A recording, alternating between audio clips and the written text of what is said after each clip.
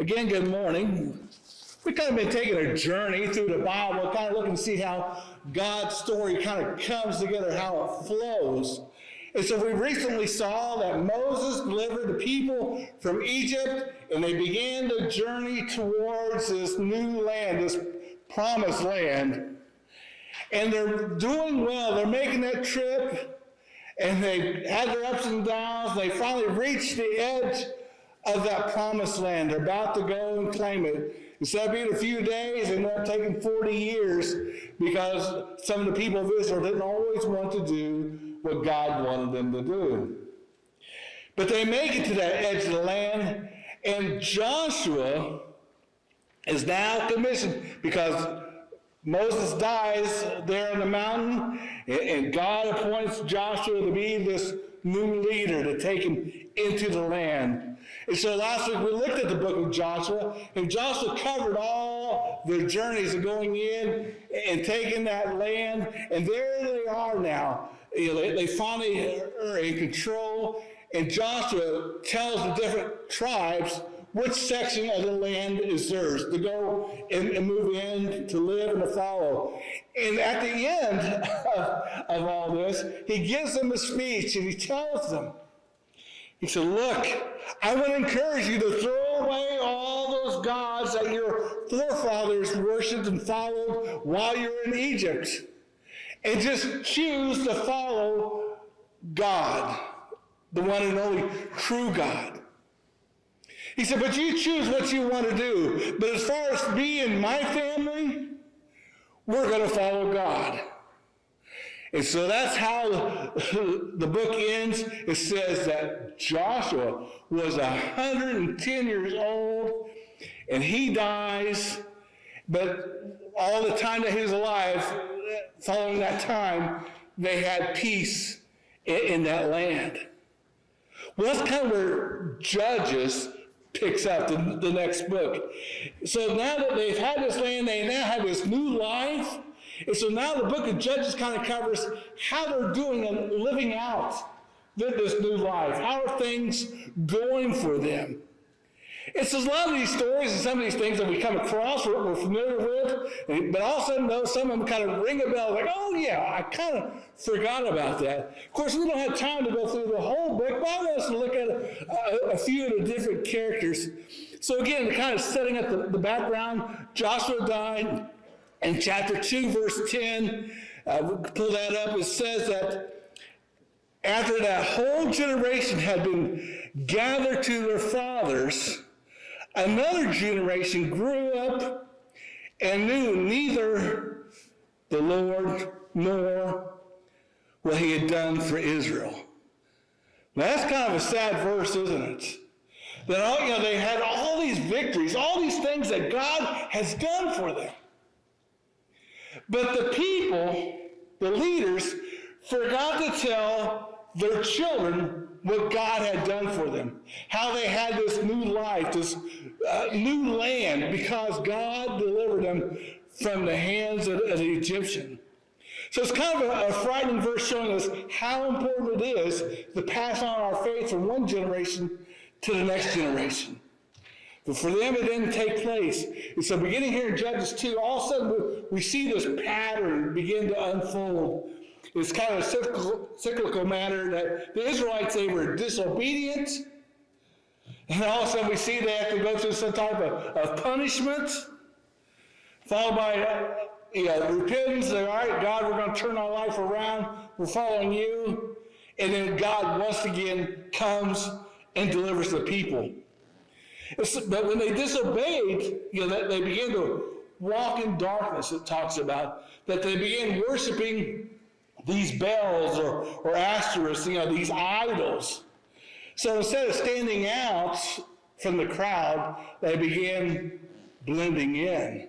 They kind of looked like everybody else. And soon they became like their pagan neighbors. So in chapter 2, verse 12, it says, that they forsook the Lord, the God of their fathers, who brought them out of Egypt, and they followed and worshipped these various gods of the people around them. They provoked the Lord to anger because they forsook him and served the Baal and Asherah. So as the Asherah, again, were these poles that were put up in honor of these Canaanite gods. And again, that worship was clearly forbidden by the God because, as the first command, worship your Lord your God only, and only him.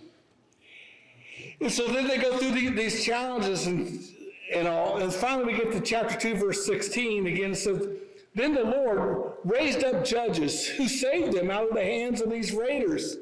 Yet they wouldn't listen to the judges, but prostituted themselves to these other gods and worshiped them. So they quickly turned away from the way of their fathers, their ancestors, and walked in the ways of obedience. And whenever the Lord raised up a judge for them, he was the judge and saved them out of the hands of the enemies as long as the judge lived. For the Lord had compassion on them, and as they groaned under those who oppressed them and afflicted them. But when the judge died, the people returned to their old ways, and even more corrupt than those of their ancestors, following these other gods. And they refused to give up their evil practices and their stubborn ways. So we see this pattern happening. All of a sudden, things are going bad. They cry out to God. God sends them a new judge to lead them. And all of a sudden, things get better. And so the rest of the life of that particular judge, everything was good. They had peace in that land.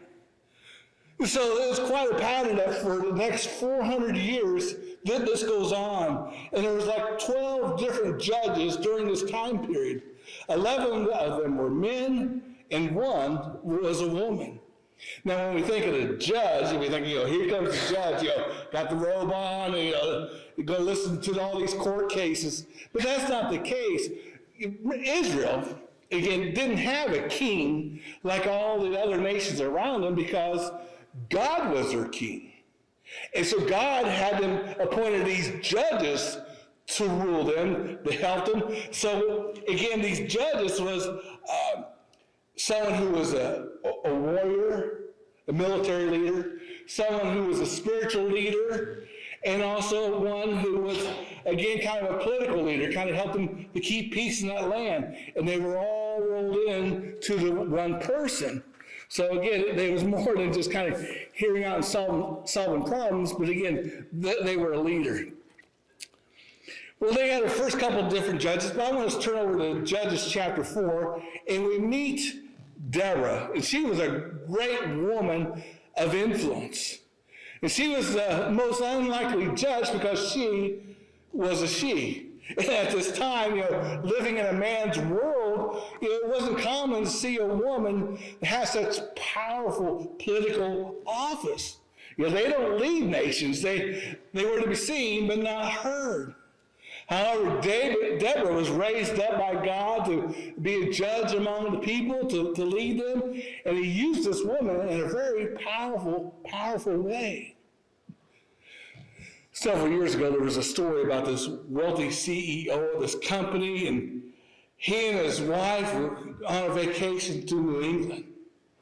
And one time they stopped at this convenience store to get some snacks and fill up the car with gas. And when he went in to kind of pay for the bill, and his wife kind of stayed out there at the gas pump. And as he was coming back out of the store, he noticed that his wife was kind of having an animated conversation with the gas attendant.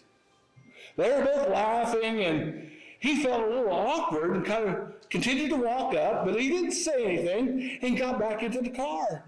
She continued talking to this man just for a couple more minutes, and finally called him by name and said goodbye, got in the car, and the husband just pulled off. Didn't say a word for a mile or two. And finally, just feeling a little awkward and uncomfortable, but he was troubling him a little bit. He said, "Who is that guy that you were talking to?" "Oh, it's the strangest thing. You wouldn't believe it. That guy was one that I was engaged to a few years ago before I met you. And we haven't seen each other in years." Well, that bothered him a little bit. He's a little puzzled.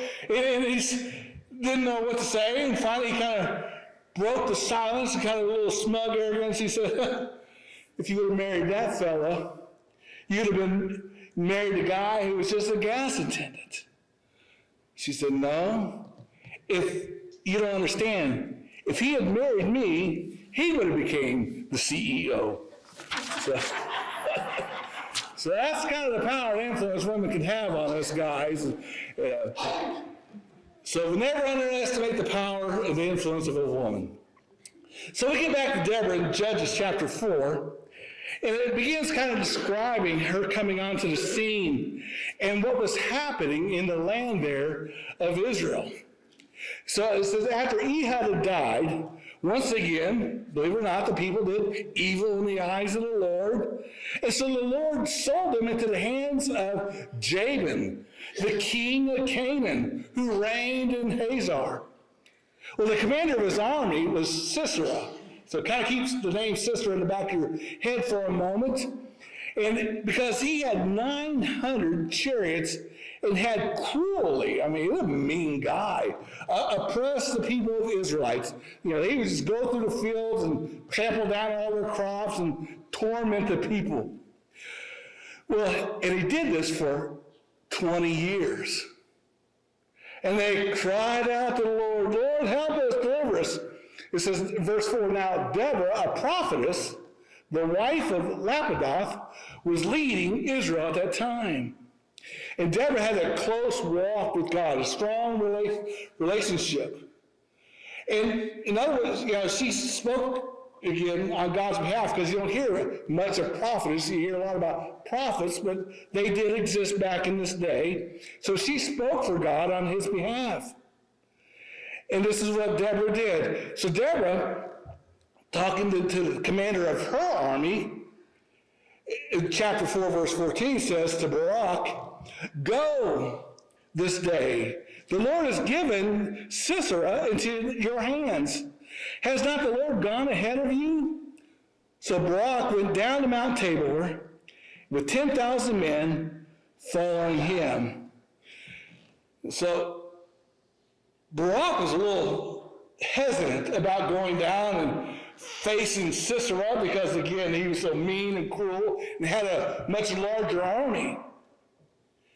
But Deborah was going to stay back at the palace or there in the city. And Barak said, Deborah, why don't you come with us? He said, no, you go. And because he was hesitant, he said that the hero of this battle is going to be a woman. And so he's thinking as he leaves, she's just talking about herself again. And kind of lifted her up. She is the judge. She is our spiritual leader and all. But he had a different thing in mind. God did. So we watch again how things begin to transpire because the battle takes place. It ensues, and the Israelites have the enemy, Sisera's army, on the run. And in fact, many of them fell by the sword. But Sisera saw this all happening. He takes off the other way. And so here's this powerful leader, Sisera, leaving the rest of his troops alive, fleeing on foot. And finally he gets to the next town, and he's kind of familiar with people. He comes to the tent of Jael, another woman. And so verse 17 tells us, but Sisera, however, fled on foot to the tent of Jael, the wife of Heber, the Canaanite, because there were these friendly relations between Jabin, king of Hazor, and the clan of Heber, the Canaanite. So he goes there for refuge. He says, I'll be kept safe here. They'll protect me. They'll look out for me because, again, family of the king. We have this connection. So Sisera, though, you can imagine how tired and wore out he is, being involved in that battle, fleeing for his life. Finally gets to this tent, and I think, I made it, but I'm exhausted, hot, tired, thirsty, wore out from being on the run for my life. So Jael, out of the kindness of her heart, welcomes him. I'll give you a place to stay. Here, you come on into my tent. Relax. Kick up your tired feet. Let me give you some warm milk. And so she tells him, I'm not going to tell anyone about your hiding here. And she just kind of tucks him in for a little nap. What a sweet lady, huh? And of course, it doesn't take long, he's out. He's dead tired, he's sleeping, you can't wake him up for anything. Well, she happens to look over, this benevolent housewife. She sees a tent peg and a hammer, and kind of to keep it safe, she decides to give him a little piercing through his head. And again, a graphic story in the Bible. Again, it doesn't really candy coat things. A lot of times I think it's all nice, happy stories, but there's some wild stuff going on in the Bible. So, of course, now Sisera is dead, and sometime later, Barak, the leader of the Israelite army, comes and finds Jael in this village and said, she said, have you by chance, seen this guy named Sisera? He could have possibly taken refuge here. As a matter of fact, I have. In fact, he's right here inside my tent. He's in your tent? Yeah. Yeah, I took care of him. I killed him. You gotta be kidding me. You did what? Yeah. So Deborah's prophecy and prediction had come true that a woman would become the hero of the battle. Now, I can probably guarantee you that next time when Jael's husband, Heber, got back home, hearing how Jael treated their guest, the next time they got in a small argument, and he said, hey, would you like a glass of warm milk? He probably kind of rejected it at that time. But Deborah spoke the truth, and again, he was revealed. And God revealed because of the fear of and the reluctance of Barak and some of the other warriors, that again, there was a woman that was lifted up. And so, again, it changes things. And it says for 40 years, while Deborah was the judge, they had peace in the land. But again, after she passes, all of a sudden, we see what happens again in such a short time. The people begin to do evil in the eyes of the Lord. So we come across another judge in Judges chapter 6, Gideon, a man of courage. So for 7 years now, afterwards, Israel had been suffering through a period of oppression. The Mennonites, the Amalekites were just ruthless barbarians to the people there. And they began destroying the crops, killing, tearing up the animals and taking everything that they had.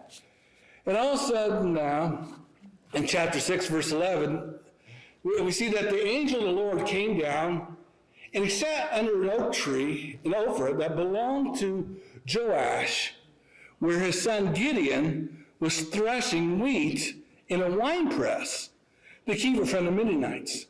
Now, typically, you don't thresh wheat in a winepress.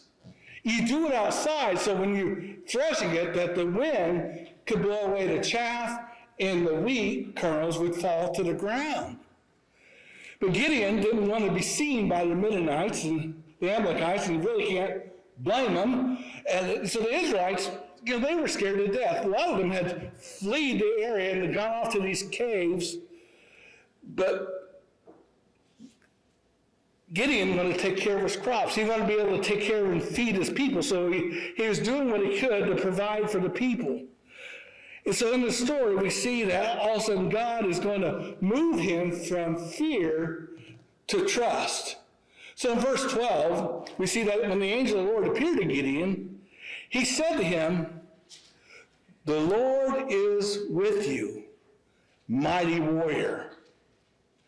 And Gideon's like, who are you talking to? I'm just a farmer. And again, it was a stretch for Gideon to be called this.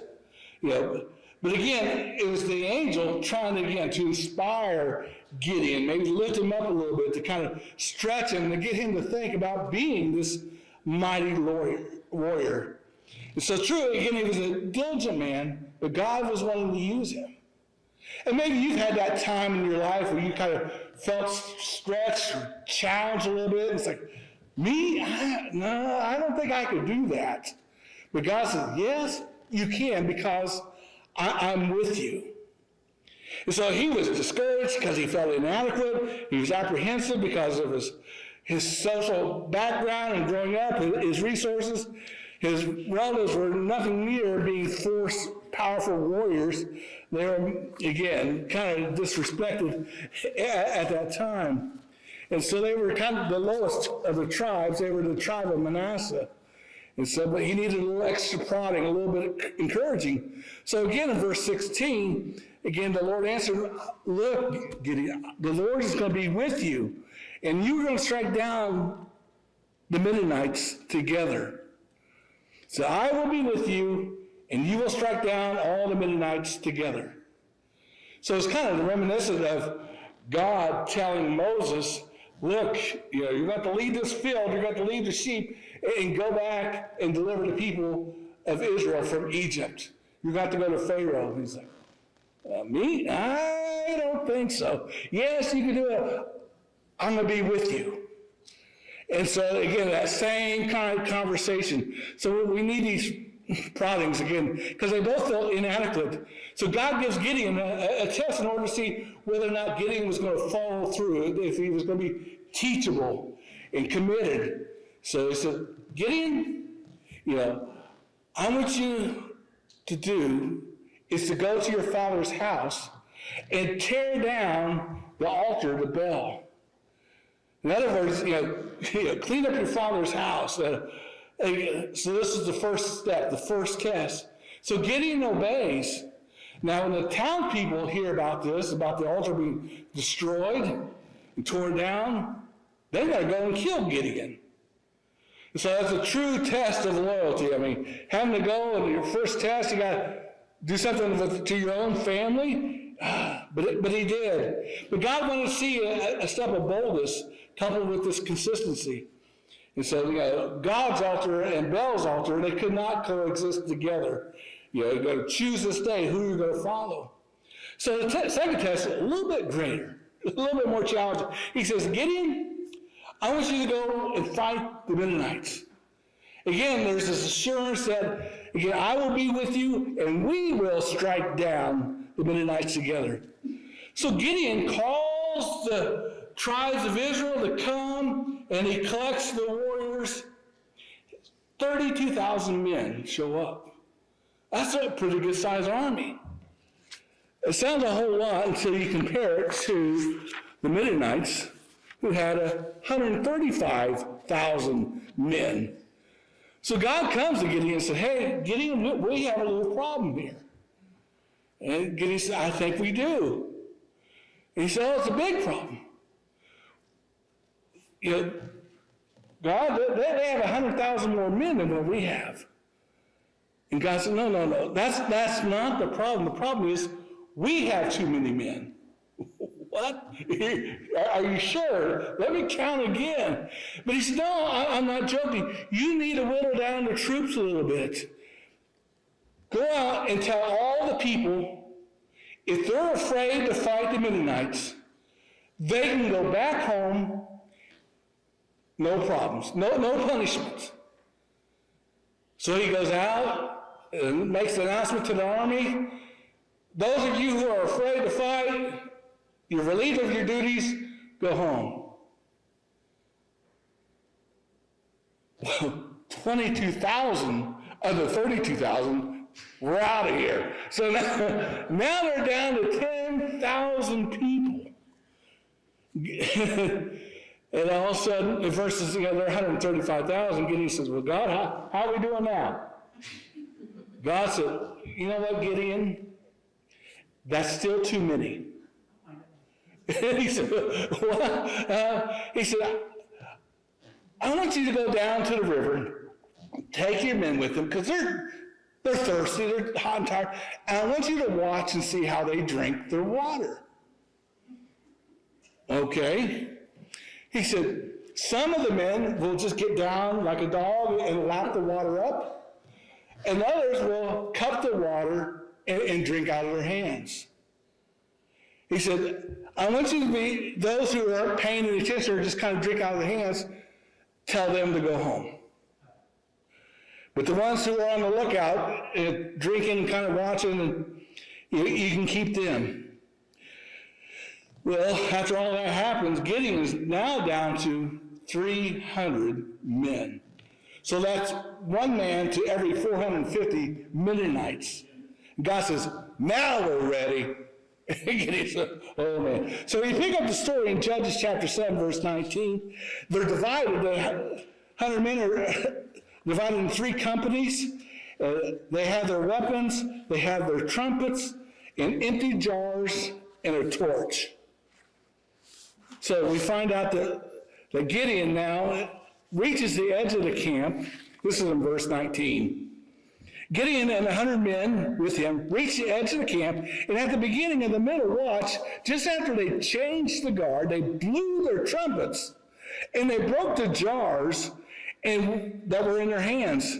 The 3 companies, they blew their trumpets, and grasping their torches in their left hands, holding in their right hands the trumpets, and they continued to blow, and then they shouted, a sword for the Lord and for Gideon. And so while each man held their position around the camp, all around the Midianites got up, panicked, not knowing what's going on, hearing the noise, seeing the fire, and they began crying out, and it says that they took off. They fled. And so they had the mountain encircled, and 135,000 men were down in this valley, and they hear this noise, and again, in the night, in the dark, and the chaos began to happen. They get up. They begin not only trying to flee, but they began fighting one another. And in their own confusion, and all of a sudden the Midianites, did all the work, and they killed themselves. And so what few remaining Midianites who survived, Gideon's army were able to pursue all 300 of them and chase them out of town. And so it says that thus Midian was subdued before the Israelites and did not raise its head again during Gideon's lifetime in the land. They enjoyed peace for 40 years. So, what a story. 450 to 1. One more short one, I promise, kind of. Now, we're going to look at Samson, a man of vindication. And this happens in Judges chapter 13 through 16. So with Samson, we see God can do mighty things, through just one man, throughout his life, almost in spite of his life, because Samson, again, he was strong, he was courageous and bold, he was just kind of a man's man, and so he was intimidating, he had, again, a reputation for his strength. Again, we see how that God empowers him to do these different things. And so all of a sudden, things begin to happen, and Samson again was raised a Nazirite, and so he would drink no alcohol, he would have no haircuts, and he never would eat anything unclean until the day of his death. Well, the only one he really kept was the one about his hair. He kind of stumbled and struggled rather quickly with the other 2. So at one point, he wants to get married. And his mom and dad try to get him to marry one of the local girls, but the local girls weren't good enough for him. He wants to go and marry a Philistine woman, an unbeliever, a girl from the other side of the country. And so he talks his parents out of marrying the local girl and to go and marry this this girl. And so things get off to a bad start, and that was just one of many relationships that he has that he went wrongful, because he's married a sinful woman. One time, he's so upset with the enemies of God, he killed 1,000 Philistines with the jawbone of a donkey. As strong as he was, he still had a weakness when it came to women, especially these pagan women. In fact, he did well for a long time, keeping the secret of his strength was in his hair and never being cut. But finally, his wife, Delilah, again, gradually over time, wore him down and got that secret from him. And you kind of wonder, how could a guy be so dumb? But I believe it. And so people, once they get their eyes off the Lord, they kind of do things they know they really shouldn't do. They think they can get away with it. They think they can overcome things, that they can handle it, but it always turns out bad. And so Samson's pride got the best of him. He thought he could handle things, do things, control things. But because Delilah aids the Philistines, all of a sudden they do capture him. They give him a haircut. His strength is gone, and they gouge out his eyes. So Samson's pride, again, decimated him. All of a sudden they began to parade him around like a circus act. People would laugh and mock at him, and he'd gone from being a hawk to a big buffoon. And so here in the midst of enemies of God, he's blind, and now we see he's standing between these two pillars. And he desperately wants to get vindication and justice to God's enemies. So in Judges chapter 16, we see how this rest of the story unfolds. So now the temple, it was crowded, it was packed with men and women, and all the rulers of the Philistines were there. And on the roof were about 3,000 men and women watching Samson do his little acts of strength. But they were poking fun at him and mocking him and laughing at him. So verse 28 says, and Samson prayed to the Lord, O sovereign Lord, remember me. O God, please strengthen me just once more. Let me with one blow get revenge on the Philistines for my 2 eyes. Then Samson reached out towards the central pillars on which the temple stood and began bracing himself against them, his right hand on one side and his left hand on the other, and he began the push. And Samson said, let me die with the Philistines. And then he pushed with all his might, and down came the temple, down came all the people. Thus he killed many more people when he died than while he lived. And so throughout the book of Judgment, we see this cycle going on, the disobedience, the punishment, the repentance, and the deliverance. It happens over and over again. And at the end of the 7 cycles, it always says that the sons of Israel did evil in the sight of the Lord. So in other words, they just continue to walk around in this darkness. And they became quite too comfortable walking around in that darkness. But all of a sudden, those poor choices caught up with them. So just like Samson, he's writing this story. And you get to the last paragraph, and again, we realize that you may not be able to see what God can do. You might not have the strength, but God does. You might not have the courage, but God will give it to you. And you will see that there's no other way out, but God will provide a way. And he did that through Jesus for us. That Jesus came to rescue us, to save us. He gave up his spot in heaven. In Philippians 2 tells us he emptied himself. He came down in the form of as a bondservant, and he ended up dying on the cross for our sins. But God raised him back up on that 3rd day. God delivered him, and through that deliverance, God won. And God can do the same for us. Sometimes we feel like we're too weak, we're overloaded, we've got all the guilt that we're never good enough. But God says, yes, you are. I love you so much that I had my son die for you. I will give you that new life, a new beginning when you're born again in Christ.